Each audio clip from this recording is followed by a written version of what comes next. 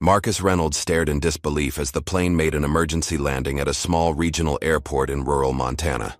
Armed security personnel stormed down the aisle, headed straight for his first-class seat. His crime? Requesting his special herbal tea on the New York to San Francisco flight. Now, his multi-billion-dollar merger was in jeopardy. His legal team was scrambling across 3 time zones, and somehow, he had become a suspected terrorist. All because a white flight attendant couldn't imagine a black man legitimately sitting in first class. Could a simple request for tea really destroy everything he'd built? Before we begin this shocking story, let me know where you're watching from. If you believe in justice and standing up against discrimination, hit that like and subscribe button to stay updated on more powerful stories that expose the truth about racial injustice in America today. The morning sun streamed through the floor-to-ceiling windows of Marcus Reynolds' penthouse apartment in Manhattan, casting a golden glow across the sleek modern furniture. At 43, Marcus had climbed to heights few black entrepreneurs ever reached. As CEO of Tech Fusion Enterprises, he stood on the precipice of history with a $4.8 billion merger that would revolutionize the tech industry and create the first black-owned major tech conglomerate in America. Marcus moved with practiced precision through his morning routine. His kitchen gleamed with polished marble and stainless steel as he carefully prepared his special medicinal herbal tea, a blend of rare roots and leaves from West Africa that soothed the chronic throat condition he'd developed after a bout with thyroid cancer 3 years ago. His doctor had prescribed this specific remedy when conventional medications caused severe side effects that interfered with his ability to speak clearly during presentations. "Can't afford to lose my voice today," Marcus murmured, carefully, pouring the amber liquid into his insulated travel container. The mixture smelled strongly of herbs and spices, earthy and distinctive. As he packed the container into his briefcase, memories flashed through his mind. 20 years ago, he'd been a young coder with big dreams, sleeping on a friend's couch and coding 18 hours a day. When he'd gone to his first investor meeting with his revolutionary security algorithm, the receptionist had assumed he was delivering food. The venture capitalist had kept him waiting for 3 hours, then offered him 1/10 the funding typically given to white founders with less impressive prototypes. "Mr. Reynolds," his assistant's voice came through the apartment's communication system. "Your car is downstairs, and I've just received confirmation from the San Francisco team that everything is prepared for the signing ceremony tonight. Mr. Zhang from Global Tech has already arrived at the hotel." "Thank you, Tamara," Marcus replied, straightening his custom-tailored Tom Ford suit. This merger had been 2 years in the making. Global Tech's founder, Wei Zhang, had recognized the value of Tech Fusion security innovations when the tech giants had dismissed them. Together, their companies would create a technological powerhouse that could finally challenge the Silicon Valley establishment. Stepping into the private elevator, Marcus felt the familiar weight of expectation on his shoulders. The journey to this day had cost him his marriage, countless sleepless nights, and required navigating a business world that still viewed him as an outsider, despite his success. The Bloomberg profile last month had described him as articulate and surprisingly sophisticated, coded language that still made his jaw clench when he thought about it. 90 minutes later, Marcus strode confidently through JFK Airport, his first-class boarding pass for Flight 1380 to San Francisco in hand. The merger documents were securely stored in both digital and physical form in his briefcase. His team had arranged everything perfectly. He would land at 4 p.m., have 2 hours to refresh at the hotel, then finalize the historic deal at 7 p.m. at Global Tech's headquarters. As he approached the premium boarding lane, the gate agent glanced up, then did a double-take before painting on a smile that didn't reach her eyes. Marcus was used to this look, the momentary confusion when people saw a black man in spaces they mentally reserved for white people. "Boarding pass, please," she said, her tone suggesting she expected to find something wrong with it. Marcus smiled politely as he presented his phone. "Good morning." She scanned it, looking mildly surprised when it beeped its confirmation. "Enjoy your flight, sir." Boarding the plane, Marcus settled into his first-class seat 2A by the window. As other passengers filed in, he noticed the subtle glances, the slight narrowing of eyes from both crew and white passengers. A middle-aged white woman in 2B did a visible double-take before sitting beside him, clutching her purse a little closer to her body. The flight attendant, a blonde woman whose name tag read Elaine Whitfield, moved through the first-class cabin, offering pre-departure beverages to the passengers. She smiled warmly at each of the white passengers, engaging in friendly banter. When she reached Marcus, her smile tightened, becoming professional rather than warm. "Something to drink before takeoff?" she asked, her voice noticeably cooler. "Just water for now, thank you," Marcus replied, maintaining his professional demeanor despite the familiar sting of differential treatment. As the plane prepared for departure, Marcus reviewed his presentation one last time on his tablet. The merger would not only consolidate two innovative tech companies, but would create thousands of new jobs, including positions specifically designed to bring more people of color into the tech industry. It was more than a business deal. It was a statement about the future of American innovation. He was so engrossed in his work that he almost didn't notice when the white passenger across the aisle leaned over to Elaine and whispered something while glancing in his direction. The flight attendant nodded slightly, her eyes flicking briefly to Marcus before moving on. Marcus took a deep breath. He'd experienced these microaggressions throughout his career and had learned when to confront them and when to focus on the bigger picture. Today, the merger was what mattered. He would not let anything disrupt his concentration or tarnish this achievement. Little did Marcus know that his routine flight was about to become a nightmare that would threaten everything he had worked for. As the plane took off from New York, carrying him toward what should have been his greatest triumph, forces were already in motion that would turn his simple request for tea into a national scandal, exposing the ugly reality of how quickly success and dignity could be stripped from even the most accomplished black man in America. 30 minutes into the flight, Marcus felt the familiar scratch in his throat beginning to intensify. The dry cabin air always aggravated his condition, which was precisely why he never traveled without his medicinal tea. He pressed the call button, and within moments Elaine Whitfield appeared beside his seat. "How can I help you?" she asked, her voice polite but distant. "I have a medical condition that affects my throat," Marcus explained calmly. "I brought my own herbal tea. Would it be possible to get some hot water, please?" Elaine's expression shifted subtly, her eyes narrowing. "I'm sorry, sir, but we don't allow passengers to consume unknown substances on the aircraft." Marcus blinked, momentarily confused. Just 3 rows ahead, an elderly white man was drinking a specially prepared hot toddy that Elaine herself had helped him mix from his own small bottle of whiskey. "It's just herbal tea," Marcus clarified, reaching for his briefcase.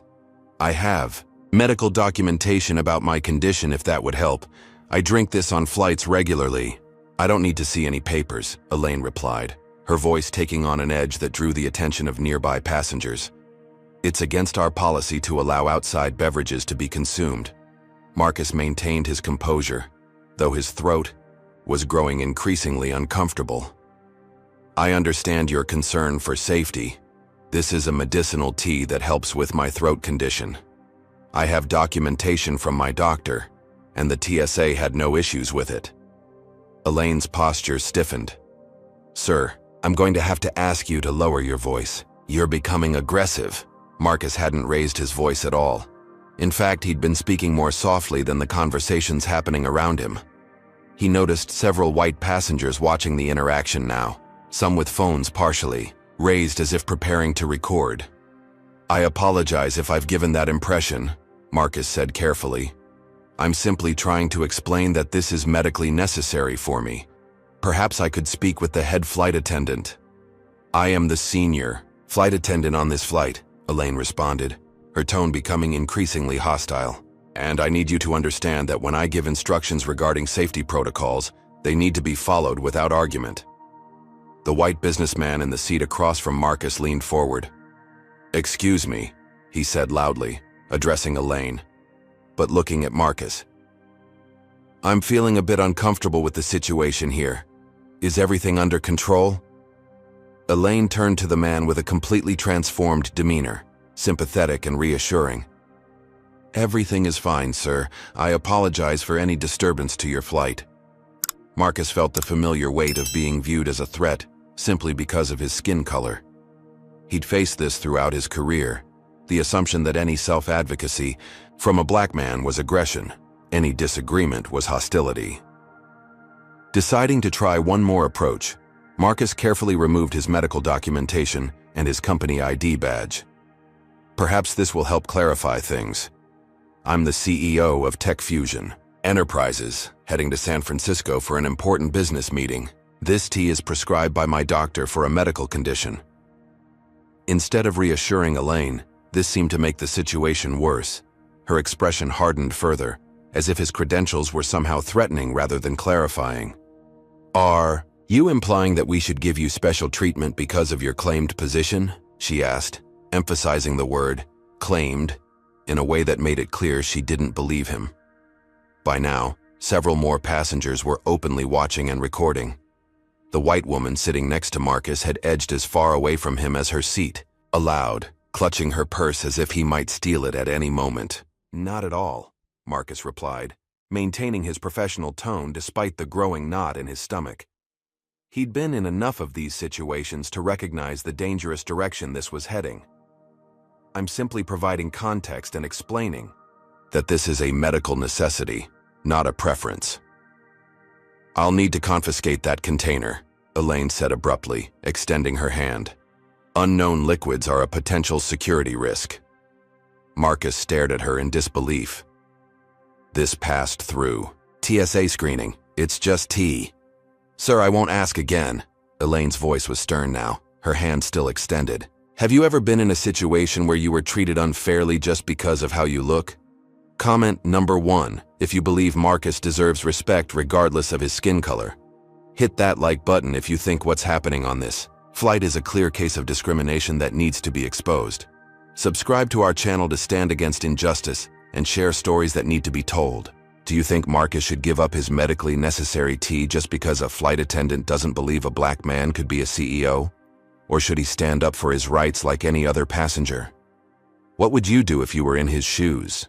In the cockpit of Flight 1380, Captain Bradley Harrington frowned as his intercom buzzed. He was a 25-year veteran with the airline, known for running a tight ship and maintaining strict hierarchies among his crew.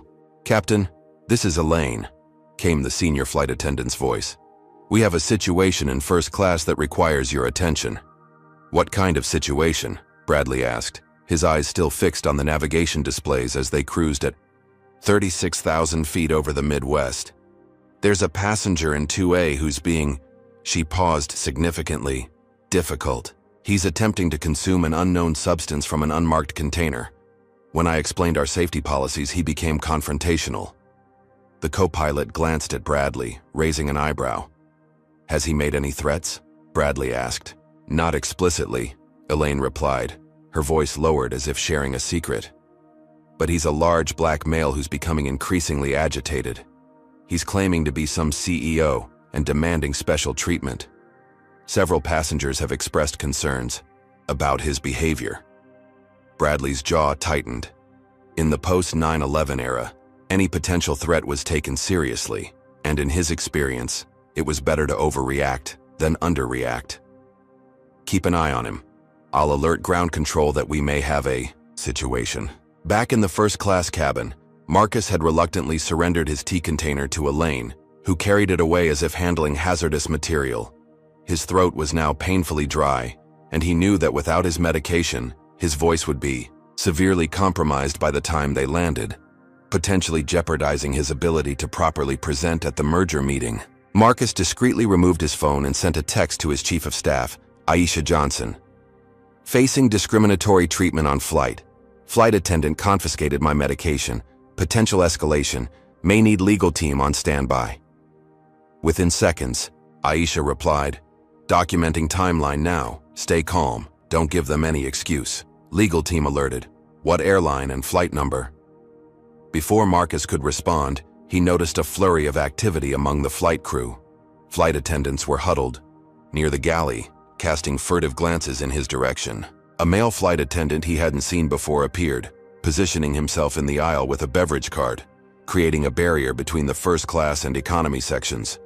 The co-pilot's voice came over the intercom. Ladies and gentlemen, this is your first officer speaking. We ask that all passengers remain in their seats with their seatbelts fastened at this time. The flight attendants will be temporarily suspending service while we navigate some turbulence ahead. Marcus looked out his window. The sky was perfectly clear, with not a cloud in sight. There was no turbulence. His phone buzzed with another message from Aisha. "Something's wrong. Your flight path just changed on the tracker. Are you diverting?" A chill ran down Marcus's spine. He glanced at the flight path display on his seatback screen and saw that they were indeed veering northwest, away from their direct route to San Francisco. 2 rows behind him, Marcus overheard a white passenger whispering loudly to his companion. "I bet it's that black guy in 2A. Something's not right about him. Been acting suspicious since we boarded." Marcus had done nothing but sit quietly, work on his presentation, and request his medication. Yet somehow, in the eyes of the crew and passengers, his mere existence had become threatening. The plane began a gradual descent. There had been no announcement about their change in course, but the shift in engine noise and cabin pressure made it clear they were no longer maintaining cruising altitude. A younger flight attendant approached his seat, visibly nervous. "Sir, the captain has requested that you surrender your electronic devices at this time." "May I ask why?" Marcus inquired calmly, though his heart was racing. "It's a security protocol," she replied vaguely, extending a plastic bag.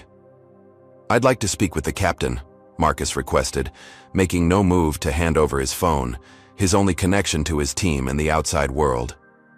The flight attendant's expression hardened. "Sir, this is not a request. The air marshal has been notified of the situation." As if on cue, a stern-looking man in plain clothes stood up from a seat in the 3rd row of first class. He hadn't been there earlier. He must have moved forward from economy during the commotion.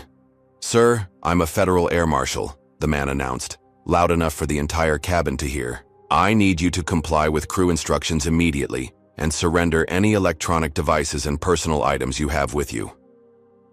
The cabin went completely silent. Every eye was on Marcus, dozens of passengers now openly recording the confrontation on their phones. No one was asking them to surrender their devices.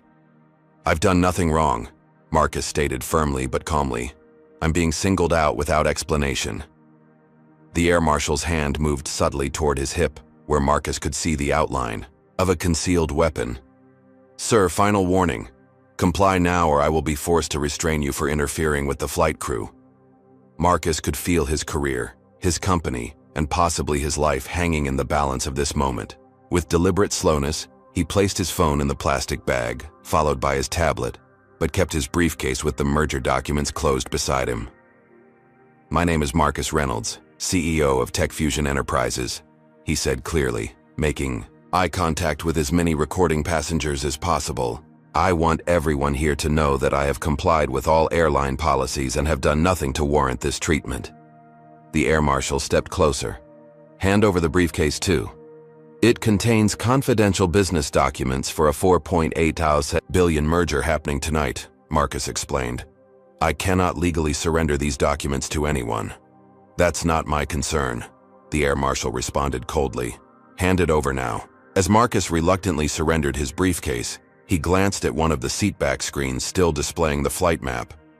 They were descending toward what appeared to be a small airport in rural Montana, hundreds of miles from any major city, and certainly not an airport that would normally receive a commercial airliner of this size. Through the cockpit door, which had been briefly opened during the commotion, Marcus caught a glimpse of a security monitor near the captain's controls. With a surge of disbelief, he saw his own face on the screen, captured from the cabin security camera with text below it reading, "Possible threat, unidentified substance, non-compliant." The plane banked sharply, beginning its final approach to an airport in the middle of nowhere. Marcus Reynolds, who had started his day as a respected CEO on the verge of making history, now sat handcuffed to his first-class seat, labeled a security threat, and heading for an ordeal that threatened to undo everything he'd spent his life building. "Ladies and gentlemen, this is Captain Harrington speaking." The pilot's voice crackled through the cabin speakers, an undercurrent of tension evident beneath his professional tone. "Due to a security concern, We are making an unscheduled landing at Elk Ridge Regional Airport in Montana. Please remain calm and seated with your seatbelts fastened. We will provide more information once we're on the ground." A collective murmur of concern rippled through the cabin. Passengers frantically texted loved ones or filmed the unfolding drama. The white woman next to Marcus had requested to be moved, and now his row remained conspicuously empty except for him, creating a visible isolation that marked him as the apparent cause of their diversion. Marcus's mind raced through the potential consequences. The merger signing was scheduled for 7 p.m. Pacific time. Even if this misunderstanding was cleared up immediately, which seemed increasingly unlikely, he would miss the deadline. 2 years of work, hundreds of jobs, and a historic moment for Black entrepreneurship in the tech industry hung in the balance. Without his phone, Marcus couldn't contact his team or Wei Zhang at Global Tech to explain the situation. For all they would know, he had simply failed to show up for the most important meeting of his career. Through the window, Marcus could see the small regional airport coming into view. It was nothing more than a single runway, a modest terminal, building, and what appeared to be 3 local police vehicles with flashing lights already positioned on the tarmac. How had they responded so quickly, unless they'd been called well before the diversion was announced to passengers? The plane touched down roughly on the short runway, the pilot applying the brakes aggressively enough to throw passengers forward against their seatbelts. As they taxied toward the small terminal, Marcus could see more vehicles arriving, county sheriff cars, an ambulance, and what looked like a hazardous materials response unit. "This is absurd," Marcus muttered to himself, the reality of the situation becoming increasingly clear. A simple request for T to manage his medical condition had somehow escalated into a full-blown security response appropriate for a terrorist threat. The aircraft came to a stop far from the terminal building. Through his window, Marcus could see law enforcement officers in tactical gear assembling, some with weapons drawn. The scene was surreal. All of this for a black man who had asked for hot water for his tea. "Attention all passengers," Elaine's voice came over the intercom, a note of manufactured calm in her tone. "Please remain in your seats. Security personnel will be boarding the aircraft. This is standard procedure." Standard procedure for what? Marcus wanted to ask. Instead, he sat perfectly still, hands visible on his lap, knowing that any movement from him might be interpreted as threatening. The aircraft door opened, and 3 officers in tactical gear boarded, followed by the local sheriff, a burly man with a crew cut, whose hand rested casually on his holstered weapon. "Hands where we can see them," one of the tactical officers shouted as they moved down the aisle directly toward Marcus, as if they had been shown exactly where to find him. Marcus kept his hands on the armrests, palms down. "My hands are visible, officers. I've done nothing wrong." "Stand up slowly and turn around," the lead officer commanded, ignoring Marcus's statement. With deliberate movements, Marcus complied. In full view of every passenger on the plane, the officers roughly handcuffed him. "Marcus Reynolds, you're being detained under suspicion of interfering with a flight crew and making terrorist threats," the sheriff announced loudly. "What threats?" Marcus asked in disbelief. "I never made any threats." "You're in possession of an unidentified substance that you attempted to consume despite crew instructions, and you became combative when questioned," the sheriff replied, reciting what had clearly been reported to him without witnessing any of it himself. As they escorted Marcus down the aisle toward the exit, he could hear passengers whispering and see phones recording his walk of shame. One passenger loudly said, "I knew something wasn't right about him from the beginning." The blinding Montana sun hit Marcus's eyes as he was led down the stairs onto the tarmac. The cold mountain air bit through his suit jacket. In the distance, he could see someone in hazmat gear approaching with his tea container, treating it as if it contained a biological weapon rather than dried herbs. Before being placed in the back of a sheriff's vehicle, Marcus turned toward the passengers watching from the plane windows and the crew standing at the aircraft door. With dignity despite his handcuffs, he stated loudly and clearly, "My name is Marcus Reynolds, CEO of Tech Fusion Enterprises. Today you are witnessing racial profiling that destroyed a $4.8 billion business deal. Remember what you saw here." As the sheriff's car door slammed shut, Marcus caught a glimpse of his reflection in the window. Just hours ago, He had been a powerful executive on the verge of making history. Now, he was a suspect being transported to a rural sheriff's station, his future hanging by a thread. Meanwhile, on social media, videos of his detention were already spreading like wildfire. The first posts came with captions like, "Potential terrorist removed from our flight," and "Suspicious man with unknown substance detained." His identity wasn't immediately recognized in the early videos, but it would only be a matter of time before someone connected the dots. As the sheriff's vehicle pulled away from the airport, Marcus closed his eyes briefly, centering himself for the battle ahead. He had overcome discrimination his entire life to build his company. Now, he would need every ounce of that resilience to save everything he had worked for, clear his name, and expose the injustice of what had happened on Flight 1380. The Elk Ridge Sheriff's Station was little more than a low-slung brick building with a few holding cells, a dispatch area, and 3 desks. As Marcus was led through the front door in handcuffs, every person in the building stopped to stare. For many, he was likely the first black CEO they'd ever seen, though they didn't know that's who he was. To them, he was just another black suspect. "Got a flight risk diverted from a commercial airliner," the sheriff announced as he guided Marcus to a metal folding chair beside one of the desks. "Possible terrorist threat." The word terrorist hung in the air, immediately transforming how everyone in the room perceived him. Marcus kept his expression neutral, knowing that any sign of the anger or frustration he felt would only reinforce their prejudice. "I'm going to need my phone call," Marcus stated calmly, "and I want to speak with my attorney." The sheriff, whose nameplate read Sheriff Dave Kinnick, chuckled. "You'll get your phone call when we're done processing you, big shot, and we'll see about that attorney. First, we need to know exactly what was in that container." "Herbal tea," Marcus replied evenly, "for a medical condition affecting my throat, as I've explained repeatedly."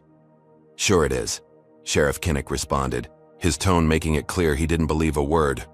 "The hazmat team is testing it now. If it's just tea like you claim, why'd you get so aggressive when the flight attendant asked you about it?" "I wasn't aggressive at all," Marcus stated. "That's a complete mischaracterization of what happened. I simply asked for hot water for my tea, which I need for a medical condition. The flight attendant refused, took my property, and escalated the situation unnecessarily." Sheriff Kinnick leaned forward, invading Marcus's personal space. "Listen here. I got a report from a captain with 25 years of experience saying you were threatening his crew and trying to consume an unknown substance that could endanger the aircraft. You think I'm going to take your word over his?" Before Marcus could respond, the door opened, and a deputy entered with Marcus's briefcase and personal belongings in evidence bags. "Need to inventory these," the deputy said, dumping the contents of Marcus's briefcase onto the desk without care for the confidential documents inside. "Those are private business documents," Marcus protested. "They contain confidential merger information worth billions of dollars." Sheriff Kinnick laughed, out loud. "Billions, huh? And I suppose you're the CEO of Apple or something?" Tech Fusion Enterprises, Marcus corrected, maintaining his composure. "My name is Marcus Reynolds. You can verify my identity." The sheriff picked up Marcus's company ID and corporate credit cards, studying them with obvious skepticism. "Fancy?" "Fake IDs. We'll add identity fraud to the charges." Through the window, Marcus could see news vans arriving in the parking lot. Word had spread quickly. On a small television mounted in the corner of the room, he caught a glimpse of a breaking news chyron. "Flight diverted. Suspicious passenger detained in Montana." His heart sank as he realized that within minutes, his face would be splashed across national news before he'd even had a chance to contact his team or legal counsel. "I need to make my phone call now," Marcus insisted, his voice firm but not raised. "This is all a misunderstanding that's spiraling out of control, and there are significant business matters at stake." "You'll get your call when I say you get your call," Sheriff Kinnick replied, clearly enjoying the power he held over a man he couldn't believe was actually a CEO. The door opened again, and a young deputy entered with a tablet. "Sheriff, you might want to see this. That guy's face is all over Twitter. Some people are saying he really is some big-shot CEO." Sheriff Kinnick grabbed the tablet, his expression shifting as he scrolled through what was undoubtedly social. media posts about the incident. Marcus could see that the narrative was already forming without his input, his reputation being shaped by strangers who had witnessed only fragments of what happened. "Check this out," the sheriff said, turning the tablet so Marcus could see. "Your stock is dropping like a rock. Guess your shareholders don't like their CEO getting arrested." The screen showed TechFusion's stock price in free fall, already down 18% and continuing to plummet as news of his detention spread. Millions of dollars in company value were evaporating by the minute. Just then, a phone rang on a nearby desk. The deputy who answered it looked increasingly uncomfortable as the conversation progressed, casting glances toward Marcus. "Sheriff," the deputy called, covering the mouthpiece. "It's Global Tech's legal department. They're asking about Marcus Reynolds and saying there's a major merger being jeopardized." A flicker of uncertainty crossed Sheriff Kinnick's face for the first time. "Tell them he's being detained as part of an ongoing security investigation." The deputy relayed the message, then listened for a moment. "They say they're going to pull out of the merger if Reynolds doesn't make contact within the hour. Something about a contractual deadline." Marcus closed his eyes briefly, the full weight of the disaster crushing down on him. Everything he had built, all the barriers he had broken through, the thousands of jobs that would be created by this merger, all of it was slipping away because he had committed the crime of being black and first class and asking for his medication. When he opened his eyes, he saw that more news alerts were flashing across the television screen. The story was evolving rapidly. "TechFusion CEO detained on flight," one headline read. Another crawl stated, "Markets react to Reynolds' arrest. Tech stocks tumbling." "I need to make that call now," Marcus said, his voice steady despite the chaos erupting around him. "Every minute that passes is costing my company millions of dollars and affecting thousands of employees." Before Sheriff Kinnick could respond, the door opened once more. A deputy hurried in with a printout. "Lab results on the liquid, Sheriff. It's just tea, herbs and plant extracts. Nothing illegal or dangerous." The sheriff's face reddened slightly, but he showed no remorse. "That doesn't change the fact that you interfered with the flight crew and caused a disturbance," he said to Marcus, doubling down despite the evidence contradicting the basis for Marcus's detention.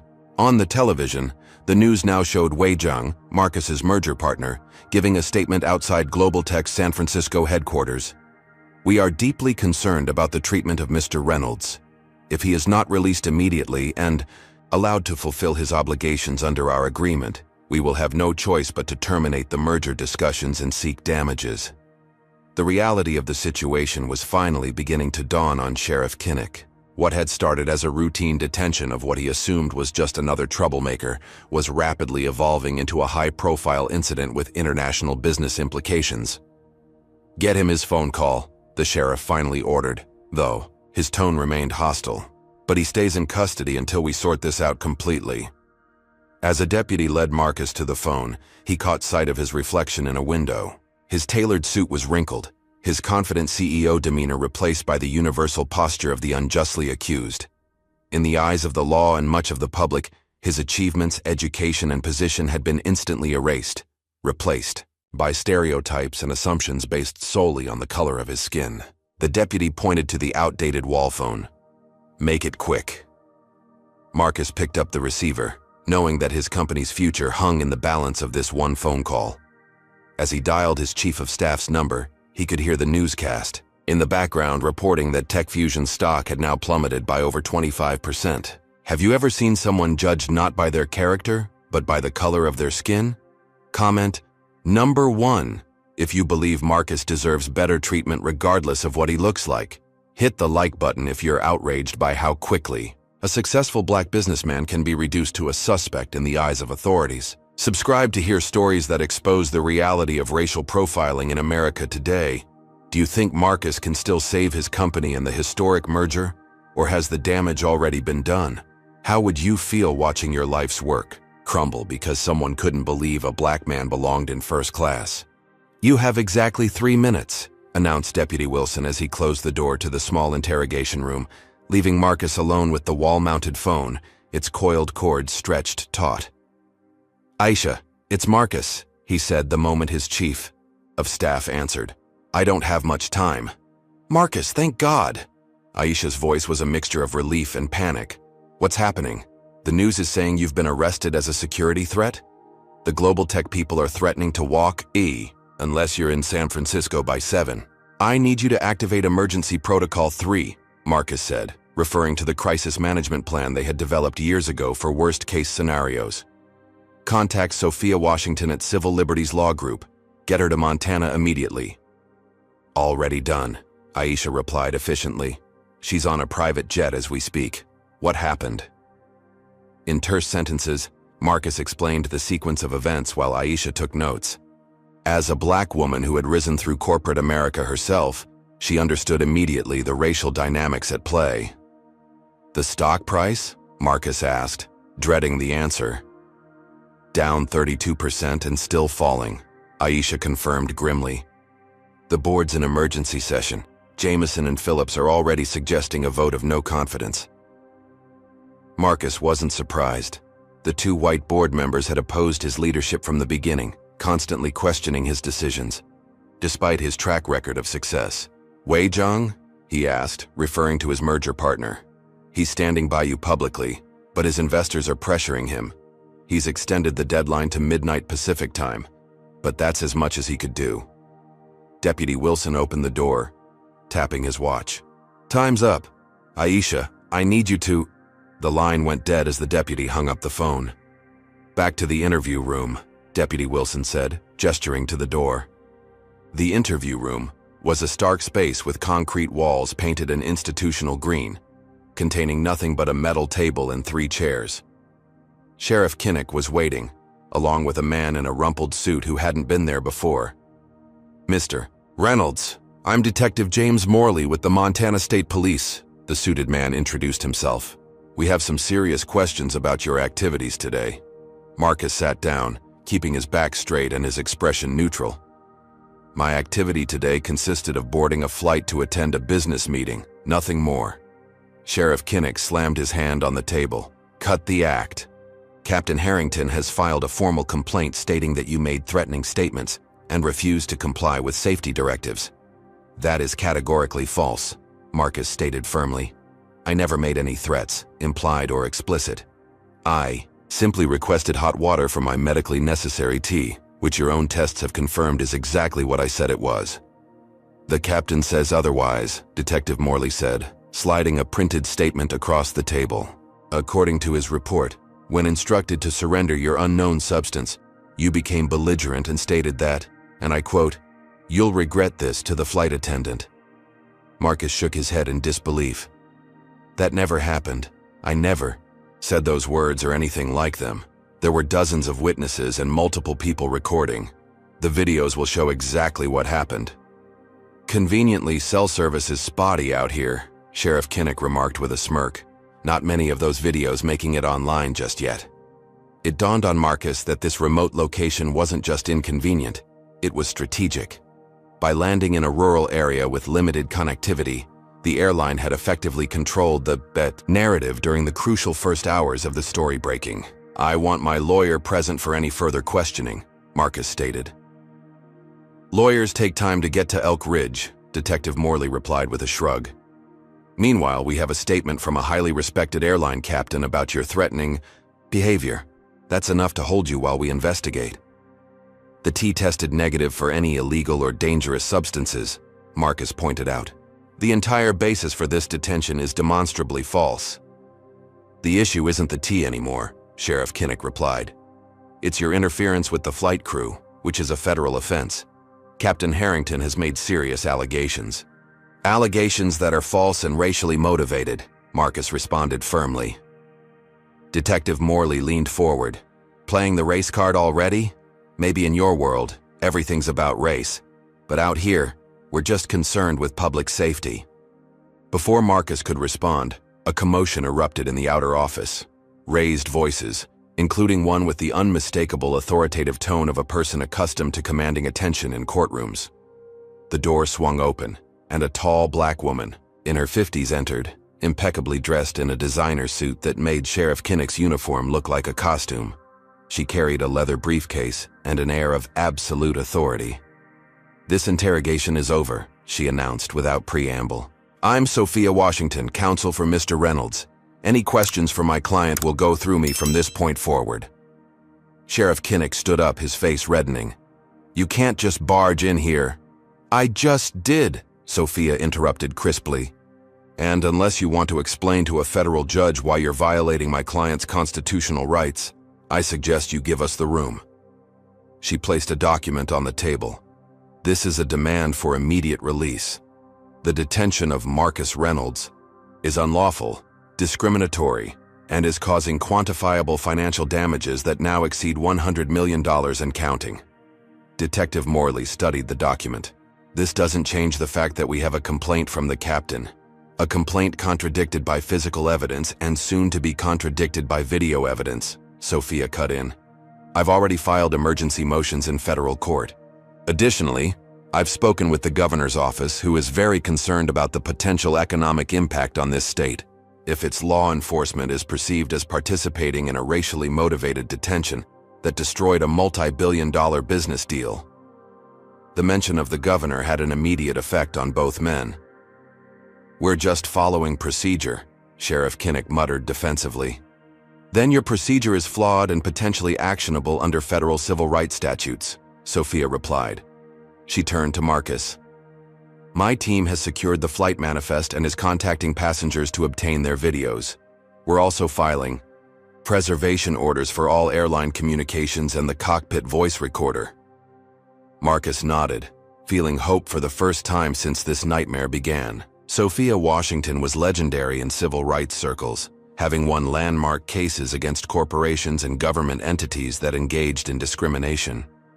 "Meanwhile," she continued, addressing the law enforcement officers, "my client's company is losing millions of dollars by the minute. If he is not released immediately to attend to his business obligations, we will add that as compensatory damages in the lawsuit that will name this department, the airline, and the individual officers involved."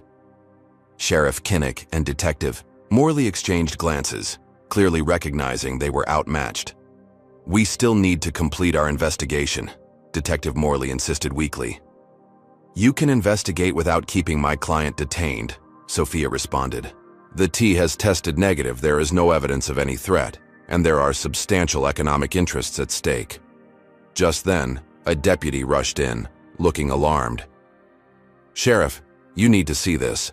Major news networks are all carrying the story, and they've got passengers from the flight saying it was racial profiling. The airline's stock is starting to drop now, too."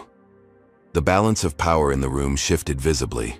What had started as a routine detention based on unchallenged racial assumptions was rapidly becoming a public relations disaster with significant financial implications. "Mr. Reynolds will remain available to answer any legitimate questions through counsel," Sophia stated, gathering her documents. "But he is leaving with me now." Sheriff Kinnick knew when he was beaten. "He can go, but we're keeping his passport until the investigation is complete." "My client's passport will be returned to him immediately," Sophia countered. "He has international business obligations that cannot wait." After a tense standoff, the sheriff nodded to Deputy Wilson, who left and returned with an evidence bag containing Marcus's personal effects, including his passport.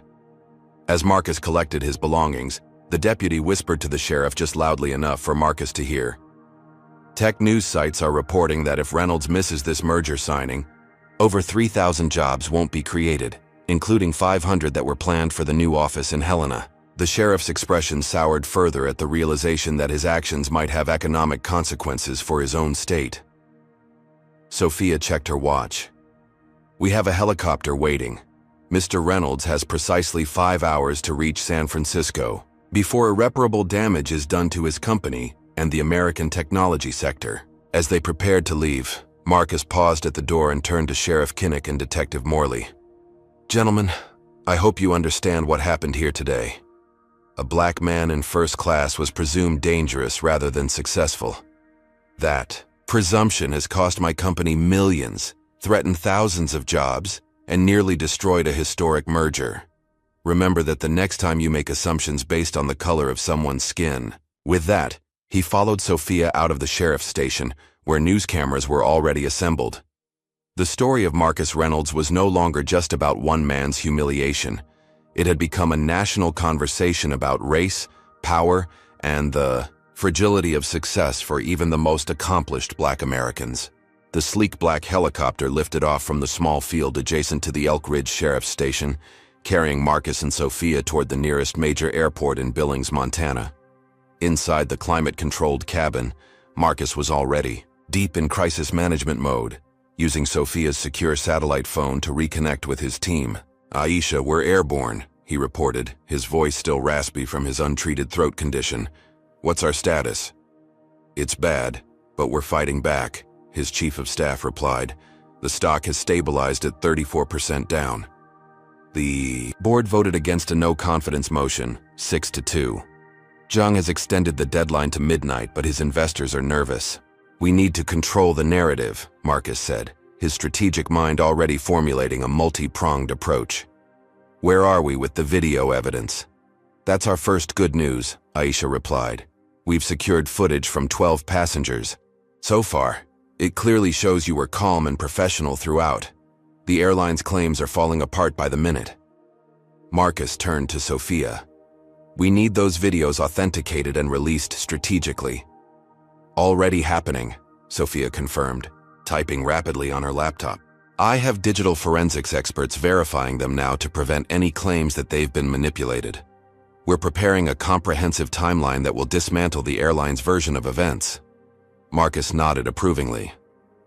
"What about the cockpit recordings and internal communications?" "We've filed emergency preservation orders," Sophia explained. "My associate delivered them to the airline's headquarters 20 minutes ago. They're legally obligated to preserve all evidence. Now," Marcus turned his attention back to the phone. "Aisha, we need to stabilize the company. Activate the executive team for emergency protocol. Richardson should handle operations, Chen takes communications, and Davis manages investor relations. Tell them I want hourly updates and complete transparency with our major stakeholders." "Already done," Aisha confirmed. "But there's something else you should know. Our security team has been monitoring communications, and there's something unusual about this incident." "What do you mean?" Marcus asked, his instincts sharpening. "The speed and coordination of the response seem planned," Aisha explained, cautiously. "The captain diverted to a remote airport with limited media access. Law enforcement was waiting before the announcement was made to passengers, and the narrative hit certain news outlets with remarkable speed and consistency." Marcus and Sophia exchanged glances, both coming to the same conclusion. "This wasn't just random racial profiling," Marcus stated. "Someone wanted this to happen." Sophia nodded grimly. "The question is who benefits from derailing your merger and damaging TechFusion's stock price?" As if in answer to her question, Aisha's voice came through the speaker. "Marcus, our analytics team just flagged something. There was unusual trading activity in TechFusion stock just before your flight. Someone was shorting our shares heavily." "Who?" Marcus demanded. "We're tracing it, but the transactions were routed through multiple shells. Preliminary analysis points to holdings connected to Westmore Enterprises." The name hit Marcus like a physical blow. Richard Westmore was a rival tech CEO who had tried to acquire TechFusion's security patents 2 years earlier. When Marcus refused to sell, Westmore had vowed to put him in his place, a comment that had racial undertones even then. "Pull up everything we have on Westmore's connections to the airline," Marcus instructed. "Board members, major shareholders, executive relationships, everything." While Aisha worked on that, Marcus turned his attention to more immediate concerns. "What's our transportation plan once we reach Billings?" "Private jet standing by," Sophia answered. "It'll get you to San Francisco by 10:30 p.m. Pacific time, giving you 90 minutes before Zhang's deadline."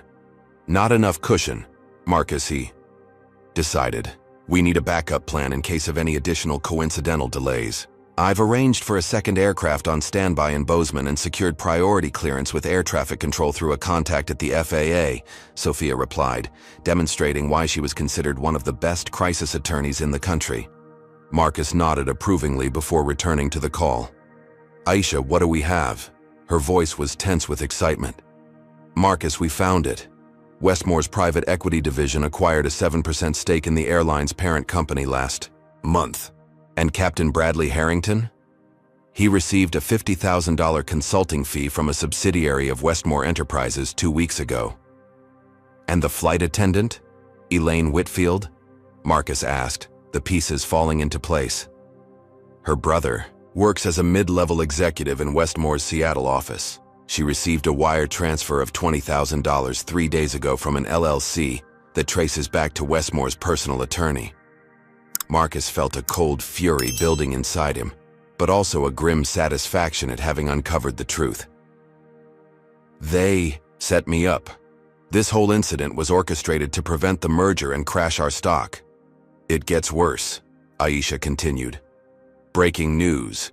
Westmore just announced a hostile takeover attempt, offering to buy Tech Fusion shares at 40% of their value from yesterday. He's trying to acquire control while our stock is artificially depressed. The helicopter began its descent toward Billings International Airport, where their private jet awaited. As they prepared to land, Marcus saw a news alert flash across Sophia's laptop. Tech CEO Marcus Reynolds released after misunderstanding. Race questions linger. They're already trying to spin this as a simple mistake, Sophia observed, her expression hardening. We can't let them minimize what happened. We won't, Marcus assured her. Aisha, are you still there? I'm here. Implement phase 2 of our counter-strategy, Marcus instructed. Release the verified videos to select journalists who understand the racial dynamics at play. Have our technical team prepare a detailed breakdown of the stock manipulation evidence. And tell Zhang I'll be calling him personally in 30 minutes. What about Westmore's takeover attempt? Aisha asked. Contact our allies at other tech companies. Remind them what's at stake if Westmore succeeds. Innovation stifled, thousands of jobs lost, and diversity in tech leadership demolished. We need them to publicly stand with us. As the helicopter touched down, Marcus gathered his briefcase and prepared to board the waiting jet. The day that had started with such promise had turned into a battle for his company's survival and his personal legacy, but now, armed with the truth and a clear strategy, he was ready to fight back. One more thing, he told Aisha before ending the call.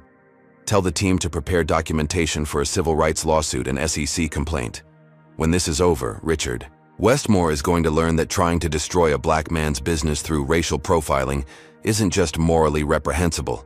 It's legally actionable and financially ruinous. Marcus stepped off the helicopter onto the tarmac, the wind whipping his tie as he strode purposefully toward the private jet. He had 8 hours to save his company, complete the merger, and expose the corrupt scheme that had nearly destroyed everything he had built. The real battle was just beginning. The sleek private jet cut through the darkening skies over the Midwest, racing against time toward San Francisco. Inside the luxurious cabin, Marcus had transformed the space into a mobile command center. 3 laptops were open before him. His legal team was on a video conference on one screen, his executive board on another, and financial analysts on the third. The connection between Westmore and the airline is clearer now, reported Diane Chen, Tech Fusion's chief legal officer. Our investigators found that Westmore's private equity arm, Apex Holdings, acquired significant airline stock through 7 different shell companies over the past 3 months. And the flight crew? Marcus asked, his voice still raspy from his untreated throat condition. Captain Harrington has suddenly taken personal leave, Diane continued. But before the communication blackout, we confirmed he had 3 meetings with Westmore executives in the past month. As for flight attendant Whitfield, she's deleted all her social media accounts, but not before our team archived multiple posts showing racial bias. Marcus absorbed this information, his mind calculating the legal and strategic implications. What about the airline's official position? They've issued a statement claiming they're investigating the incident and that safety protocols were followed based on available information, Sophia Washington interjected. Standard corporate damage control, but we have them cornered with the evidence. A notification pinged on Marcus's center screen. The first passenger videos have hit social media, Aisha reported from Tech Fusion headquarters. Unedited footage, clearly showing you were calm and cooperative throughout. The hashtag Doc or flying while black is trending nationwide. Marcus nodded grimly. His personal humiliation was becoming a rallying point for a larger conversation about racial profiling. While that might ultimately lead to positive change, his immediate concern was salvaging the merger and protecting his company from Westmore's predatory attack. "What's the status on the stock?" he asked. "Still down 30%, replied Jerome Davis, Tech Fusion's CFO. "But it's stabilized since news broke about your release and the potential setup. The market is in wait-and-see mode." "And Westmore's hostile takeover attempt?" "He's secured commitments from about 7% of shareholders, mostly smaller investors who panicked when the stock plummeted," Jerome explained. "He needs at least 30% to have any realistic chance." Marcus checked the time. 4 hours until Zhang's midnight deadline. 3 hours until they would land in San Francisco. The margin for error was dangerously thin. "We need to neutralize Westmore's advantage," Marcus decided. "Jerome, contact our major institutional investors. I want personal calls to each one, explaining what's happening. Diane, prepare an SEC filing detailing the market manipulation evidence. And Aisha, arrange an emergency video call with Wei Zhang. I need to speak with him directly." As his team sprang into action, Marcus's phone buzzed with a news alert. He opened it to see Richard Westmore's face filling the screen as he gave an interview to a major business network. "This is about business, not race," Westmore was saying, his silver hair perfectly coiffed, his expression one of practiced concern. "Tech Fusion's leadership has made a series of questionable decisions that have eroded shareholder value. This unfortunate incident on the flight is just a distraction from the real issues. Reynolds is playing the race card to avoid accountability for his company's underperformance." Marcus felt his jaw tighten. Tech Fusion had outperformed industry benchmarks for 12 consecutive quarters under his leadership, a fact Westmore conveniently ignored. "He's trying to frame this as a business dispute, not what it really is. A racially motivated attack on a successful black-owned company," Marcus observed to Sophia. "Classic gaslighting technique," she agreed. "But we have the evidence to expose it." The cabin phone rang, and the pilot's voice came through. "Mr. Reynolds, we've been notified of an unexpected route change due to weather concerns. Air traffic control is diverting us north." Marcus and Sophia exchanged knowing glances. There were no significant weather systems between their position and San Francisco. "Another delay tactic," Marcus concluded. "Westmore must have connections in the FAA too." "I'll handle it," Sophia said, already dialing on her phone. "My contact at the Department of Transportation owes me a favor." 20 minutes later, they were back on their original flight path after Sophia's intervention, but the delay had cost them precious time. The clock was ticking relentlessly toward midnight. The video call with Wei Zhang connected, his concerned face appearing on the center screen. The Chinese tech entrepreneur had been a steadfast partner throughout the merger negotiations. "Marcus, this situation is most disturbing," Zhang began. "My board is extremely concerned." "I understand, Wei," Marcus replied, "but I want to assure you that I'll be in San Francisco before the deadline. More importantly, you need to know that this entire incident was orchestrated by Richard Westmore to derail our merger and depress Tech Fusion stock for a hostile takeover." Zhang's expression shifted from concern to outrage as Marcus presented the evidence they'd uncovered. "This is corporate sabotage of the highest order," the Chinese businessman concluded. "And to use racial discrimination as a weapon? Despicable." "We're fighting back," Marcus assured him. "But I need to know, are you still with us?" Zhang didn't hesitate. "Absolutely. In fact, I'm prepared to increase our offer by 5%, as a show of confidence. Westmore must not be allowed to win through such dishonorable tactics." Relief washed over Marcus. With Zhang's continued support, half the battle was won. Now he just needed to reach San Francisco in time and rally enough shareholder support to fend off Westmore's takeover attempt. As the call ended, Aisha's voice came urgently through the speaker. "Marcus, breaking news. Westmore has called an emergency press conference for 9 p.m. Pacific time. Our sources say he's planning to announce increased backing for his takeover bid. 3 hours before the merger deadline. Westmore was making his move, trying to build momentum that would make his hostile takeover seem inevitable. We need to counter this immediately, Marcus decided. Prepare the jet's satellite system for a live broadcast. I'm going to address this head-on. While his team scrambled to set up the technical requirements, Marcus drafted his remarks, carefully balancing corporate strategy with the undeniable racial component of what had transpired. This wasn't just about saving his company, it was about standing up against the use of racial profiling as a business tactic. At precisely 8:30 p.m. Pacific Time, 30 minutes before Westmore's scheduled appearance, Marcus went live across multiple platforms simultaneously: business news networks, social media, and a direct feed to TechFusion's investors and employees. "Good evening," he began, his expression resolute.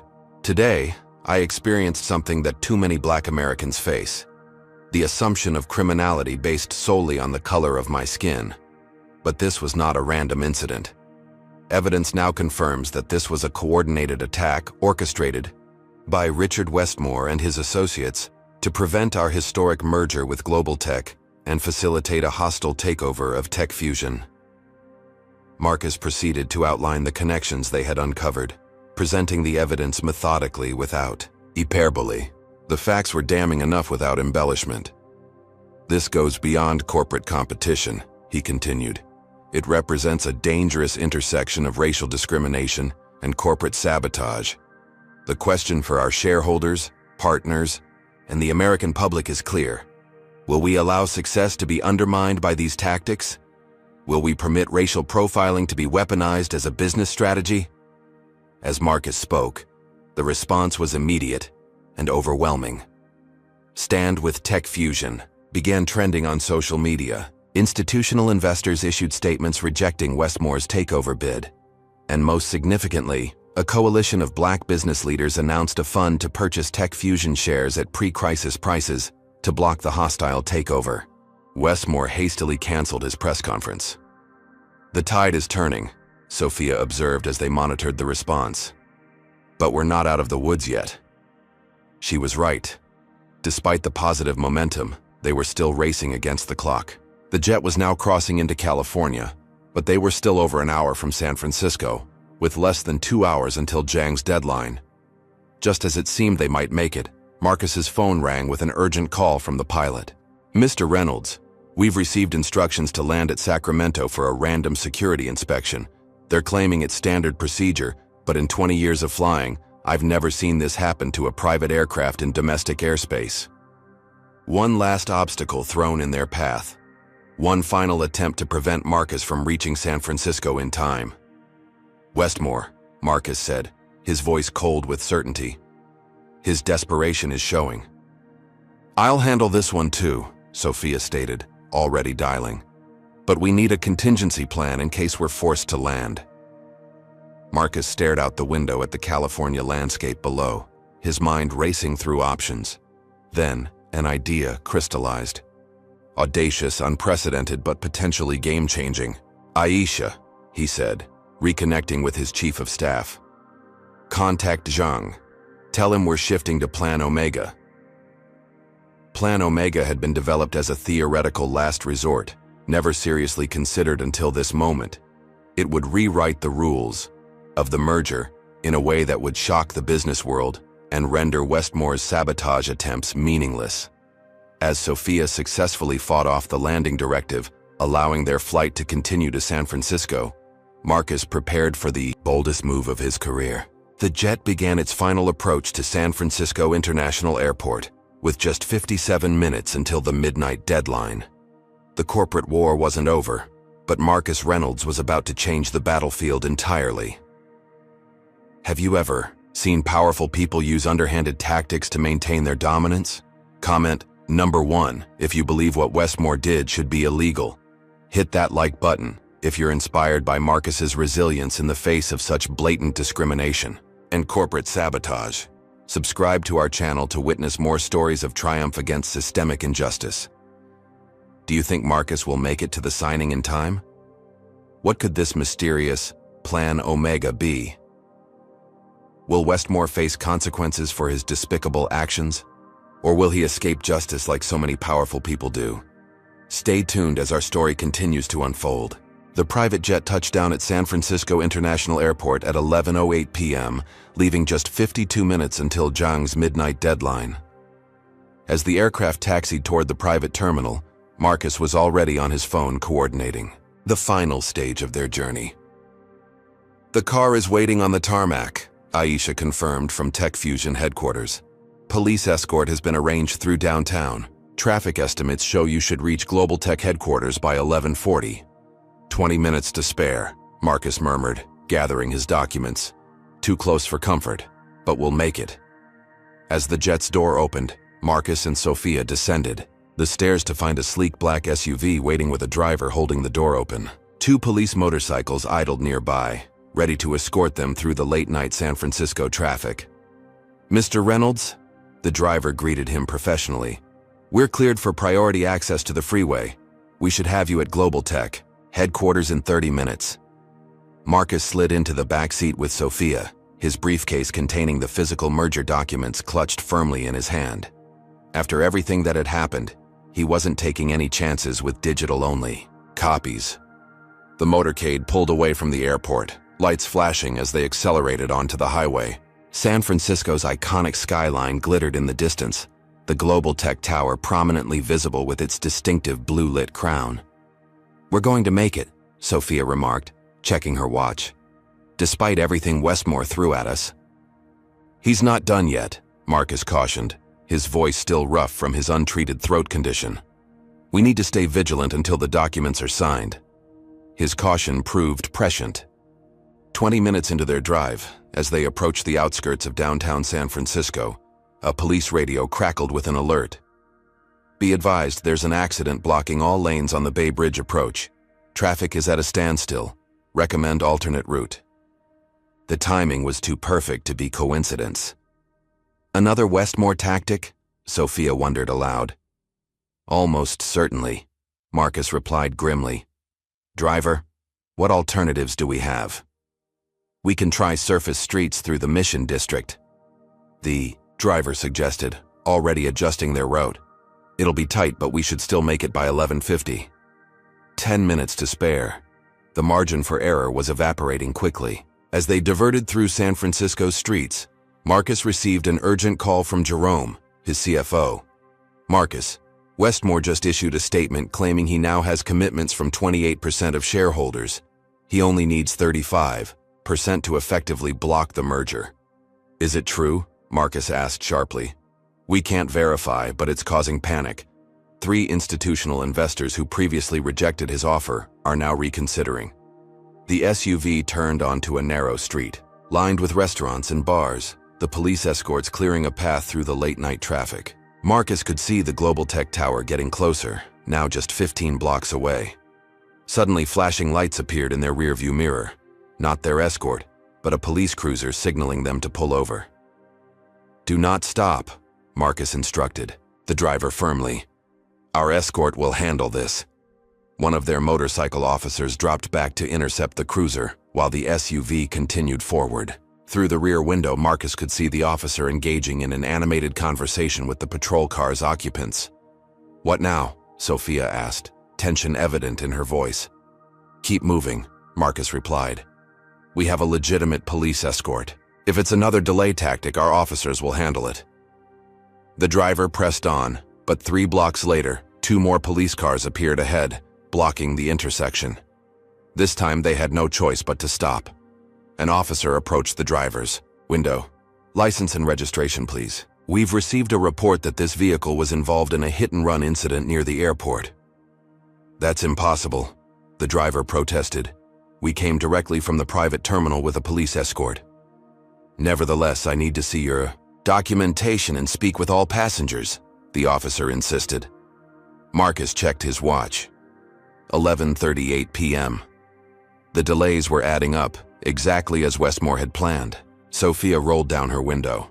Officer, I'm Sophia Washington, attorney for Marcus Reynolds, CEO of Tech Fusion. We are en route to a critical business meeting with a midnight deadline. Your colleagues are escorting us, as you can see. We still need to investigate this report, the officer replied inflexibly. Marcus made a split-second decision. Leaning forward, he spoke directly to the officer. I believe you're being used as part of a corporate sabotage attempt. If you delay us without legitimate cause, you may be unwittingly participating in illegal market manipulation that's currently under SEC investigation. The officer hesitated, clearly unprepared for this response. Call your supervisor, Marcus suggested. Explain that you're holding Marcus Reynolds, and ask if there have been any unusual requests regarding my movements tonight. Something in Marcus's tone must have registered with the officer. After a brief radio conversation with his supervisor, his demeanor changed noticeably. You're free to proceed, Mr. Reynolds, he said, suddenly respectful. We'll follow up on who filed that false report.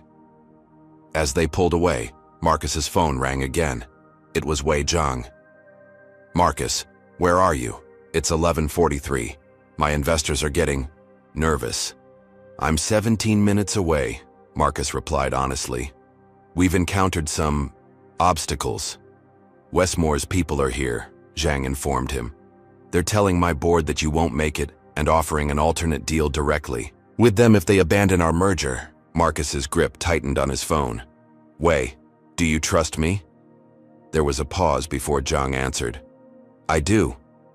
Then implement the first phase of Plan Omega. I'll be there in time to complete it. Are you certain? Zhang asked, clearly understanding the magnitude of what Marcus was proposing. Completely, Marcus confirmed. Westmore wants a war, let's give him one he can't win.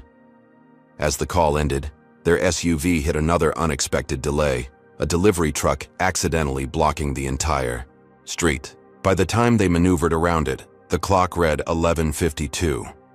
We're not going to make it, the driver said, anxiety evident in his voice as he navigated the final blocks toward Global Tech headquarters. Yes, we will, Marcus replied with calm determination. He turned to Sophia. Time for our final contingency. Sophia nodded and made a quick call. Seconds later, the distinctive sound of helicopter rotors filled the air as a private helicopter descended toward an empty parking lot just 2 blocks from their position. Our ride is here, Marcus announced, grabbing his briefcase as the SUV pulled over. Together, Marcus and Sophia sprinted toward the helicopter, ducking under the whirring blades as they climbed aboard. The pilot gave a thumbs up and immediately began ascending.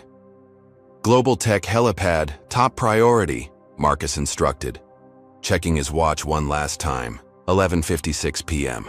4 minutes to save the merger, stop Westmore's takeover, and preserve everything Marcus had built. The helicopter banked sharply, navigating between San Francisco's skyscrapers as it made directly for the Global Tech tower that loomed just ahead. Below them, Marcus could see figures hurrying into the building, men in expensive suits who he guessed were Westmore's representatives, making their final push to scuttle the deal before he could arrive. The helicopter touched down on Global Tech's rooftop helipad at 11:58 p.m., its skids barely connecting with the landing pad before Marcus was out the door, briefcase in hand, running toward the roof access with Sophia close behind. 2 minutes to midnight. 2 minutes to determine the fate of 2 companies, thousands of jobs, and a historic merger that would change the tech landscape forever. Marcus burst through the boardroom doors of Global Tech's executive floor at precisely 11:59 p.m., Sophia Washington 1 step behind him. The assembled executives, lawyers, and investors turned in unison, shock evident on their faces. At the head of the long table, Wei Zhang rose to his feet, a relieved smile spreading across his features. Gentlemen, ladies, Marcus announced, slightly breathless but projecting absolute authority despite his disheveled appearance. I believe we have a merger to complete. On the far side of the room, Marcus spotted Richard Westmore himself, flanked by his legal team.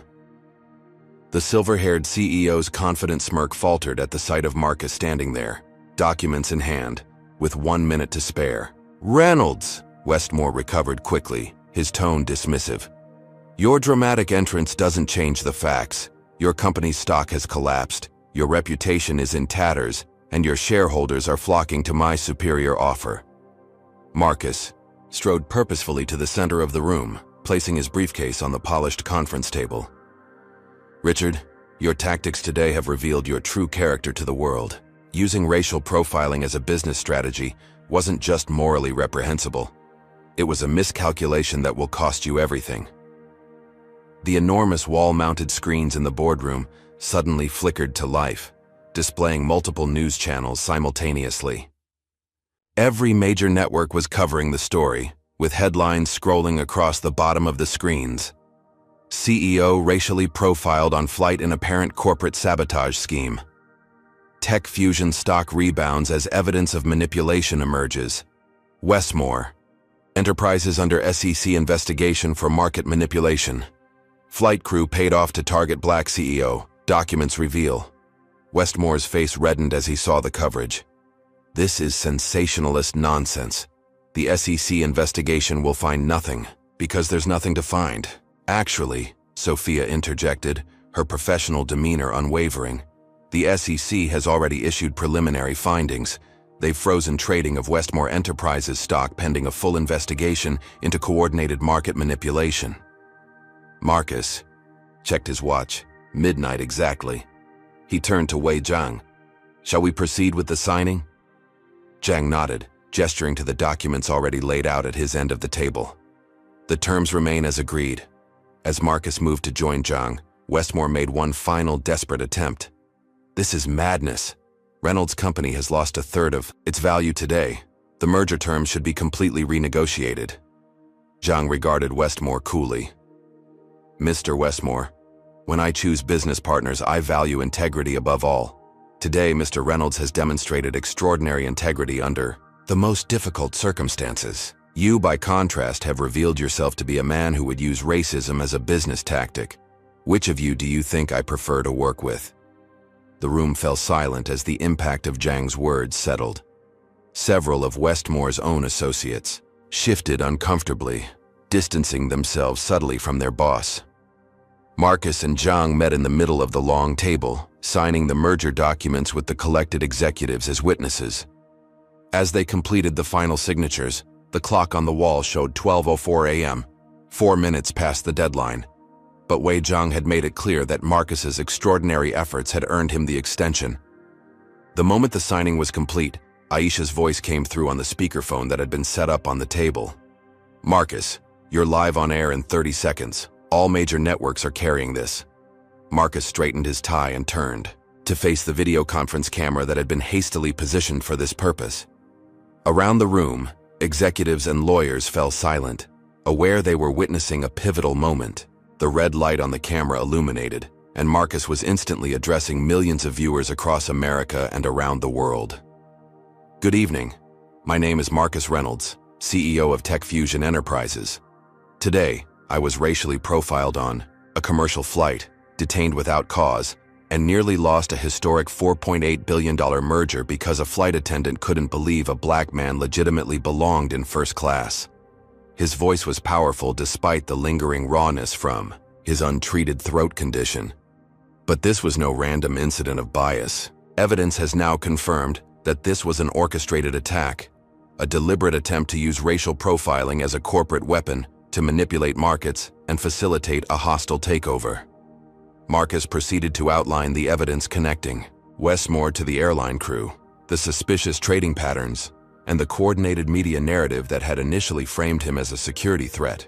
Tonight, despite these extraordinary obstacles, I'm pleased to announce that Tech Fusion and Global Tech have successfully completed our merger, creating the world's most innovative security technology company and thousands of new American jobs. From the corner of his eye, Marcus could see Westmore and his team quietly slipping out of the boardroom, their scheme in ruins. "This isn't just a business story," Marcus continued. "It's a stark reminder that for people of color in America, success doesn't shield you from racism. It often makes you a bigger target. But it's also a reminder that when exposed to the light of truth, these tactics will fail." As Marcus concluded his statement, social media was erupting with support. Tech Fusion Strong and Flying While Black were the top trending topics nationwide. The airline stock was now in free fall, while Tech Fusion shares had dramatically rebounded, recovering most of their losses as the truth emerged. Black leaders and organizations across the country were rallying to Marcus's defense. The Congressional Black Caucus called for hearings on discrimination in the airline industry. Civil rights organizations announced boycotts of the airline until they implemented comprehensive anti-bias training and fired everyone involved in the incident. Meanwhile, the airline had issued a tepid statement claiming they were investigating the matter and that the comfort and safety of all passengers remains our highest priority. They made no mention of racial bias, characterizing the incident as a misunderstanding, a framing that only intensified the backlash. As the media storm continued to build, internal emails from the airline began leaking to the press. Most damaging was a series of messages from Captain Bradley Harrington, revealing a history of discriminatory incidents and complaints that had been systematically buried by airline management. In the Global Tech boardroom, the celebration of the completed merger was tempered by the gravity of what had transpired. Marcus had won this battle, but at significant personal cost. The humiliation of being handcuffed and publicly detained would linger, as would the knowledge that his success had made him a target. As the party wound down around 2 a.m., Marcus slipped away to conduct one final interview, this one from the back of his car as he headed to his hotel. The interviewer was Elise Montgomery, a respected black journalist known for her incisive coverage of the intersection of race and business.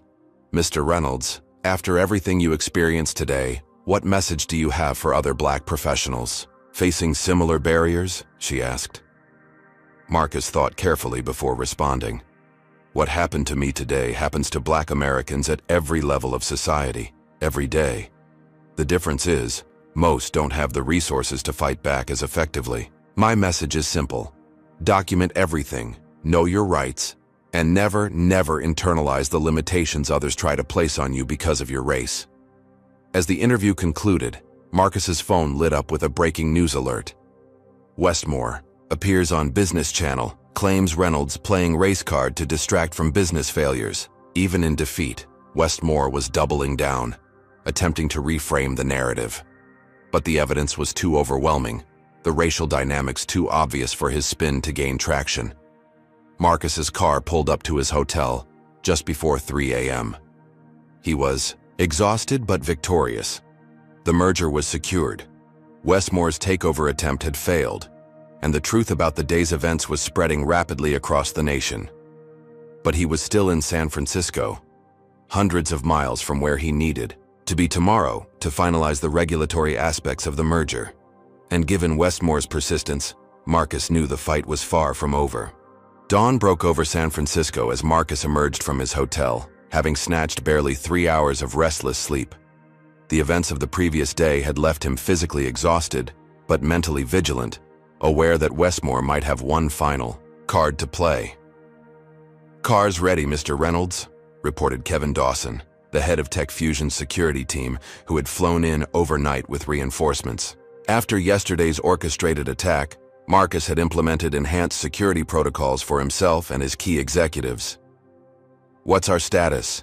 Marcus asked as they moved swiftly through the hotel's service entrance, avoiding the cluster of reporters gathered at the main doors. "Your private helicopter will take you to Sacramento, where the regulatory filing needs to be completed in person by noon," Kevin explained. "Ms. Washington is already on her way to the helipad. Mr. Zhang will meet you at the regulatory office with his team." Marcus nodded, scanning the busy morning streets for any signs of unusual activity.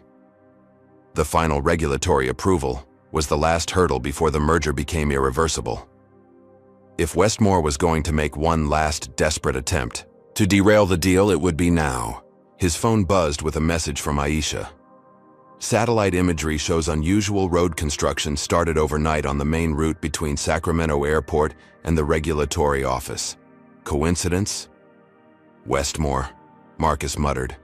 The man's resources and determination were proving formidable. "Take alternate route, Charlie," he instructed Kevin, "and have the backup transport ready at waypoint 3 just in case." The car wove through San Francisco's morning traffic toward the helipad. Marcus used these precious minutes to review the final merger documentation and check on Tech Fusion's stock price, which had recovered to just 15% below its pre-incident value. Not perfect, but a remarkable comeback given yesterday's events.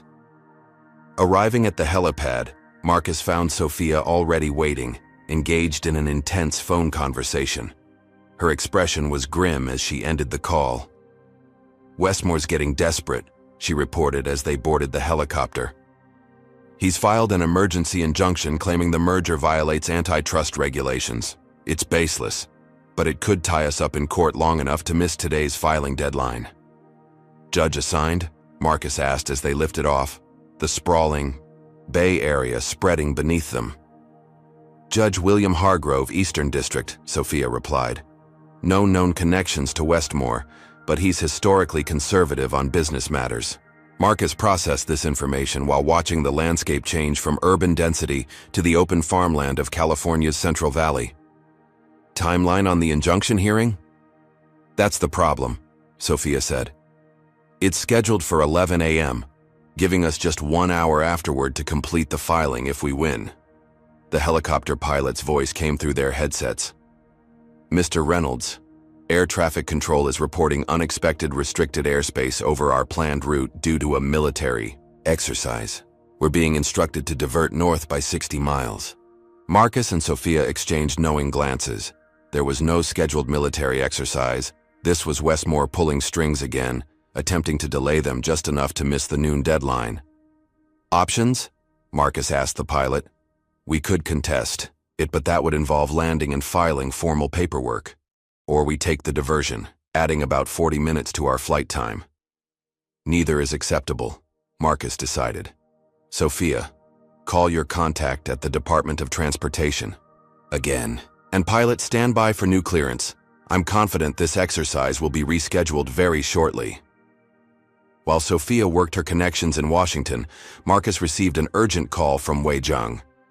"Marcus, Westmore's representatives are, here at the regulatory office," the Chinese businessman reported.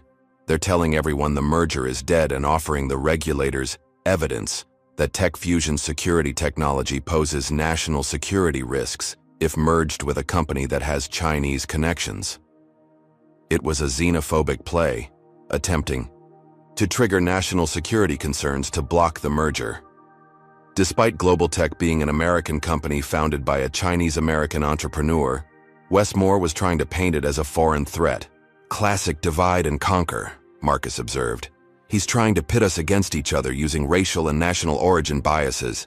Stand firm, Wei. We anticipated this." Thanks to Sophia's intervention, the mysterious military exercise was suddenly canceled, allowing their helicopter to proceed directly to Sacramento. However, they had lost precious time and were now cutting it extremely close. Landing at Sacramento Executive Airport at 10:40 a.m., they had 20 minutes to reach the courthouse for the injunction hearing, then potentially just 1 hour afterward, to file the final regulatory paperwork across town. "Our vehicle is gone," Kevin reported as they stepped onto the tarmac. The secure car that had been arranged was nowhere to be seen. "Towed for illegal parking 10 minutes ago, a ground crew," member explained apologetically. "Nothing we could do." Another delay tactic. Marcus didn't waste time expressing frustration. "Call a rideshare," he instructed Kevin. "Already on it, but there's a 20-minute wait time." Time they didn't have. Marcus scanned the small airport lot and spotted a food delivery driver unloading from a modest hatchback. "Excuse me," Marcus approached the young woman. "I'm in an emergency situation. Would you be willing to drive us to the federal courthouse? I'll pay $5,000 for your time." The delivery driver, a college student named Ashley, was initially skeptical but quickly convinced when Sophia showed her bar association ID and explained the situation. Minutes later, they were speeding toward the courthouse in Ashley's compact car, Marcus and Sophia working frantically on their phones from the back seat. "Judge Hargrove has a reputation for punctuality," Sophia warned as they hit morning traffic. "If we're not there when he calls the case, he might rule by default." Marcus checked his watch. 10:55 a.m., 5 minutes to reach the courthouse, park, get through security, and find the correct courtroom. "Ashley," Marcus leaned forward. "Is there any faster route?" "Actually, yes," the young woman replied, suddenly, swerving onto a side street. "I deliver to that courthouse 3 times a week. There's a service entrance with less security if you're with courthouse staff or vendors. She pulled up to a loading dock behind the courthouse at 10:58 a.m. Marcus pressed a stack of bills into her hand. Thank you. You may have just saved thousands of jobs. Sophia flashed her attorney credentials to the security guard, explaining they had an emergency hearing. With seconds to spare, they rushed into courtroom C just as the bailiff called, Westmore Enterprises versus Tech Fusion and Global Tech, emergency injunction hearing. Richard Westmore himself sat at the plaintiff's table, flanked by a team of high-powered attorneys. His confident expression faltered momentarily when he saw Marcus and Sophia enter. The hearing was brief, but intense. Westmore's lawyers argued that the merger created monopolistic concerns in the cybersecurity sector. Sophia systematically dismantled their claims, pointing out that the combined company would still have less than 20% market share, far from a monopoly position. Furthermore, Your Honor, Sophia concluded, this last-minute injunction request comes after a documented attempt by the plaintiff to sabotage my client through racial profiling and market manipulation, all of which is currently under SEC investigation. This injunction is not about protecting competition. It's about completing an illegal takeover scheme that began with an orchestrated incident on a commercial airline. Judge Hargrove, a stern man in his 60s, considered the arguments briefly before delivering his ruling. The court finds insufficient evidence of antitrust concerns to justify an emergency injunction. The merger may proceed pending normal regulatory review. Case dismissed. Westmore's face darkened with fury as Marcus and Sophia rushed from the courtroom. It was 11:32 a.m., 28 minutes to reach the regulatory office across town and file the final paperwork. Outside, they found Ashley waiting with her car. Thought you might need a ride to your next stop, she said with a smile. California, Department of Business Oversight, Marcus confirmed. Fast as you can. As they navigated through Sacramento's streets, Marcus received an alarming call from Wei Zhang. Marcus, there's a problem. Someone called in a bomb threat to the regulatory building. It's been evacuated and closed. They say it won't reopen until tomorrow. This was Westmore's final play, a desperate, likely illegal attempt to force them to miss the filing deadline. Marcus thought quickly. Wei, contact the department head directly. Explain the situation. See if they'll accept an emergency filing elsewhere. As Zhang worked his connections, Marcus spotted a news helicopter hovering over downtown Sacramento, undoubtedly covering the bomb threat story. I have an idea, he said suddenly. A bit unorthodox, but it might work. Using his emergency authority as CEO, Marcus made a quick call to Tech Fusion's head of public relations, instructing them to contact the news station immediately with an exclusive story offer in exchange for a small favor. 15 minutes later, at 11:47 a.m., Marcus, Sophia, and Wei Zhang stood in a hotel conference room 6 blocks from the evacuated regulatory building. With them was Commissioner Janet Rivera of the Department of Business Oversight, who had agreed to accept their filing in this alternative location, an unprecedented accommodation. Given the extraordinary circumstances and the clear pattern of interference with a legitimate business transaction, I've decided to accept this filing directly, Commissioner Rivera explained as cameras from the local news station recorded the historic moment. At precisely 11:59 a.m., 1 minute before the deadline, Marcus and Wei signed the final regulatory documents, officially completing the merger that Westmore had gone to such extraordinary lengths to prevent. As the commissioner applied the official stamp to the documents, declaring them properly filed, Marcus finally allowed himself a moment of relief. They had done it. Overcome racial profiling, corporate sabotage, and countless obstacles to create what would become one of the most significant technology companies in America. The battle had been won, but Marcus knew the war for true equality in American business was far from over. As he shook Wei Zhang's hand for the cameras, he silently renewed his commitment to use his position and resources to fight the systemic barriers that had nearly destroyed everything he had built. 6 months after the dramatic events that nearly derailed the historic merger, Marcus Reynolds stood at the podium in Tech Fusion Global Tech's newly completed headquarters in San Francisco. Behind him, a diverse group of executives flanked a ribbon, stretched across the entrance to the building's main atrium. Camera flashes punctuated the moment as Marcus addressed the assembled crowd of employees, investors, media, and special guests. Today we celebrate not just the opening of a building, but the triumph of justice over discrimination, of innovation over sabotage, and of unity over division, Marcus declared, his powerful voice no longer hampered by the throat condition that proper medication now kept under control. The merged Tech Fusion Global Tech had exceeded all market expectations, with the stock price now double what it had been before the infamous flight incident. The company had already hired over 4,000 new employees, with 500 positions, specifically created in Helena, Montana, a deliberate decision that Marcus had made partly as a reminder to the local authorities who had participated in his unjust detention. In the front row sat Wei Jiang, now co-chairman of the board, his steadfast support during the crisis having cemented a business partnership that had evolved into a genuine friendship.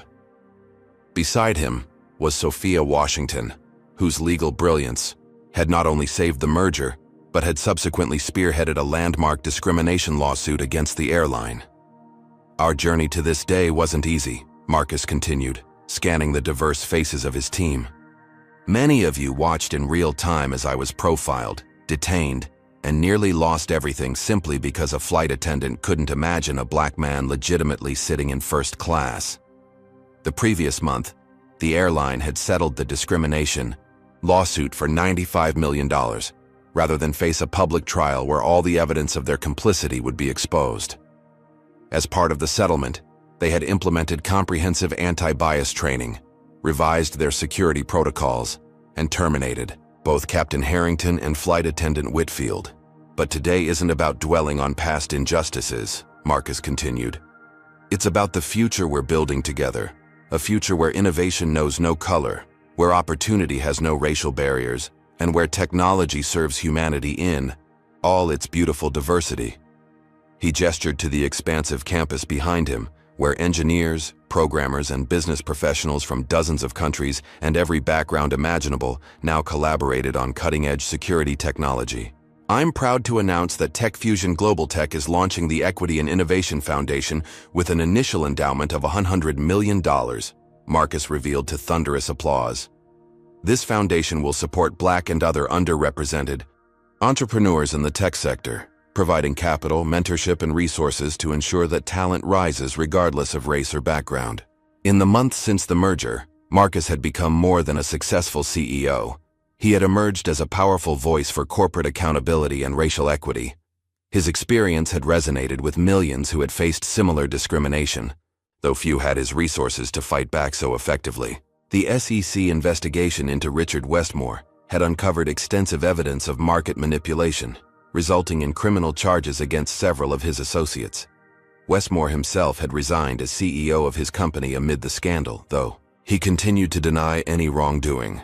His once formidable business empire was now in shambles, with shareholders fleeing and partners distancing themselves from the taint of his tactics. And finally, Marcus concluded his speech, I'm pleased to announce that as of this morning, Tech Fusion Global Tech has acquired a controlling interest in Transcontinental Airlines.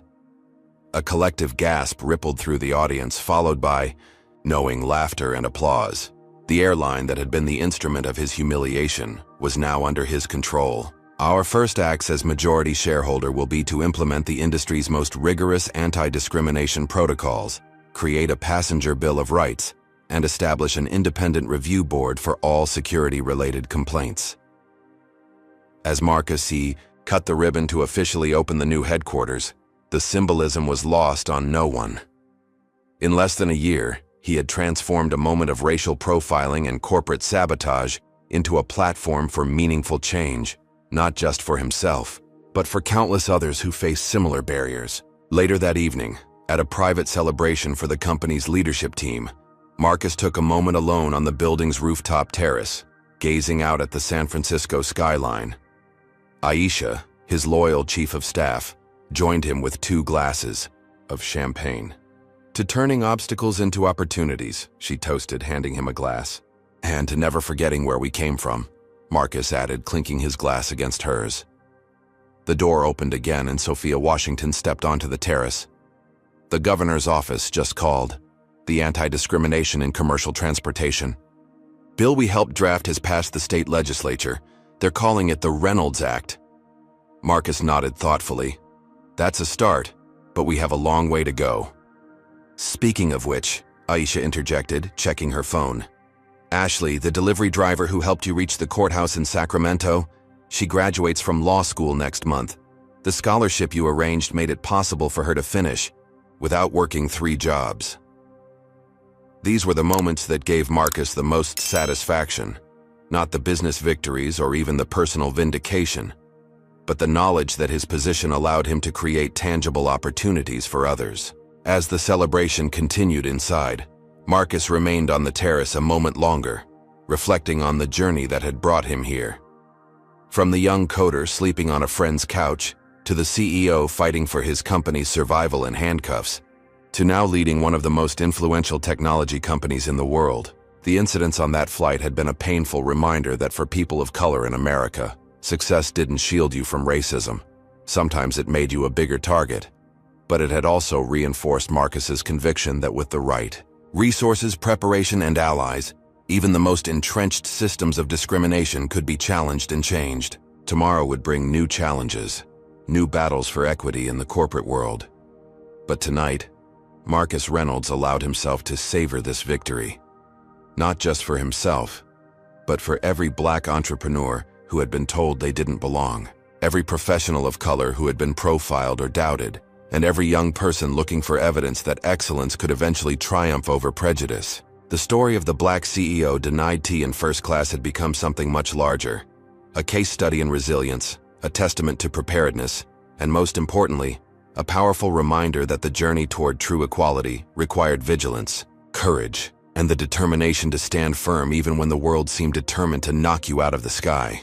The story of Marcus Reynolds offers profound insights into the persistence of racial discrimination in America and the extraordinary resilience required to overcome it. Even at the highest echelons of success, black professionals remain vulnerable to having their accomplishments questioned and their presence challenged in spaces traditionally dominated by white people. The incident on Flight 1380 demonstrates how quickly a black executive can be transformed from a respected CEO to a suspected threat based solely on racial bias. Yet the narrative also provides valuable lessons in preparation and resistance. Marcus prevailed not just because of his personal fortitude, but because he had systematically built networks, legal resources, and contingency plans that could be activated when discrimination threatened his success. His chief of staff's immediate documentation, Sophia Washington's legal expertise, and Plan Omega all represent strategic foresight that made his triumph possible. The corporate sabotage orchestrated by Westmore reveals how racism can be weaponized as a business tactic, exploiting existing biases within systems to target competitors. This dimension highlights the need for greater accountability in both corporate governance and public accommodations like airlines. Perhaps most importantly, Marcus's victory reminds us that overcoming discrimination isn't just about individual success, but about creating pathways for others. By establishing the Equity and Innovation Foundation, acquiring the airline to implement anti-discrimination protocols, and supporting people like Ashley, Marcus demonstrates that true leadership means using one's position to dismantle the very barriers that almost destroyed one's own journey. The ultimate lesson is clear. While racism remains a powerful force in American society, it can be confronted and defeated through preparation, solidarity, documentation, and a commitment to systemic change that extends beyond personal vindication. Have you ever witnessed or experienced discrimination in a professional setting? How did you respond? Share your story in the comments below to help others know they're not alone. If Marcus Reynolds' journey inspired you, hit that like button to show your support for those fighting against racial injustice every day. Do you believe businesses should be held legally accountable when they participate in racial profiling? What systems would you put in place if you were in Marcus's position after acquiring the airline? Subscribe to our channel for more powerful stories that challenge us to create a more equitable world. Thank you for joining us for this important story. Remember, true change happens when we recognize discrimination isn't just a personal problem, but a collective responsibility. Together, we can build a future where success is determined by merit, not prejudice. Stay strong, stay vigilant, and never stop fighting for justice.